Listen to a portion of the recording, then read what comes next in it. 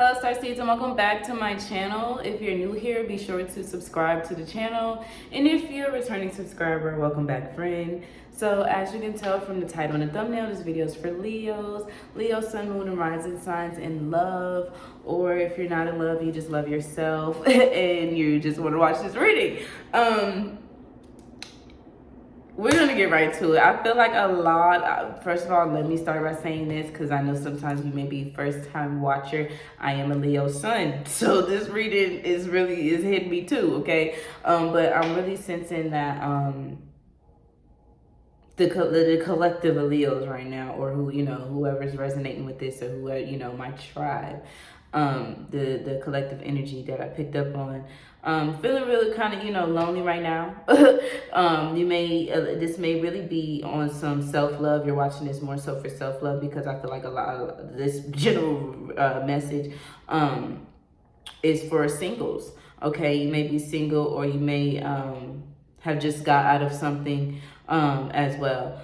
So starting out, all three of the chakra cards are blue, so that's connected to your throat. And before I even get into the cards, just with that general message, I just want to say is to just speak your truth, be true to you, continue to whatever mantras, however you are, however your conversations are with yourself, keep them and remain them true to you. Okay. First out, we got isolation. We got isolation on top of the Eight of Cups and the Hangman. But before we get into that, we got isolation. You may be in an isolation period. You may have just got out of an isolation period and just mainly just feeling lonely. You're just feeling like, okay, not even feeling lonely, feeling like, you don't really want to deal with people, or you want the right one. Okay. It's like, let me remove myself from everyone. Let me kind of like step back and focus on me. And focus on, whatever I got going on right now, because I can't really focus on no person. And you had to isolate yourself for a little bit. We got the Eight of Cups and the Hangman. So with this Eight of Cups is on top of the deck, okay? Eight of Cups and the Hangman, ending cycles, okay? Ending emotional cycles, understanding like, okay, this last situation that I dealt with, I'm taking my lessons and I'm growing from it and I'm moving on.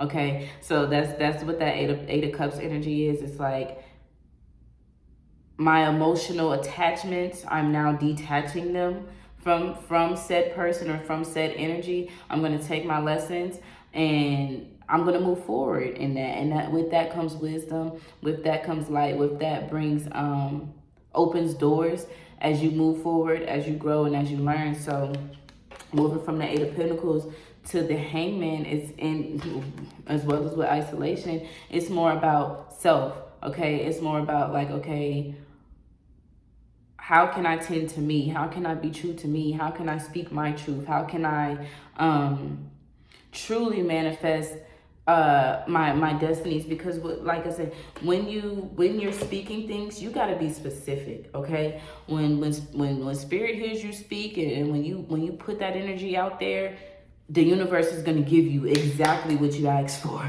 Okay, and I know this firsthand. I've literally manifested people as far as like interest, not on purpose, not like doing spell works like, with herbs, but spelling is a spell. Your tongue is a sword. So, and we even have Magician's sword here too. Confidence in your magic. Confidence in your magic. Okay, 37 breaking down to a 10. Understanding that your words have power, especially being Leos. We are cats, we are lions. That connectivity into the spirit world, when we speak, the universe is going to make it happen. So we really have to be very specific. Even beside the Hangman, we got the Chariot holding a wand. Okay, so spirit is moving through me right now. Even the Eight of Cups, the Eight of Cups got the staff in his hand. So when we speak, oh God, and Vanity, we got Vanity here too, but I didn't get to that. So when we speak, we have to stand on what we speak. We have to know that we hold the power in our tongue. We hold the power in our hands. Leos are very creative, and understand this Leo full moon coming up on the 16th too. you may want to put some air magic out into the world, to put some fire magic out into the world. Create something with your hands. Your hands are power. Your tongue is your sword. So yeah, when we're manifesting, when we put these little things out there, just know that the universe is going to give it to you tenfold. It's going to come to you. But you have to be specific, and then even if it comes and leaves, you have to take the lesson with it, okay? It may be bittersweet. You may not like it, but you have to take it and take it for what it is, because it's all a part of your journey, okay? It's all a part of your journey, and it's spirit telling you it's time to show up for you, okay? Forget about other people showing up for you. Forget about a support system. And be your own support system first. You can't ask for something that you're not giving yourself. Okay, so show up for yourself. The Chariot. Be that balance for yourself first, and you're going to attract that. Okay, the Vanity Card. Somebody may have bruised your ego.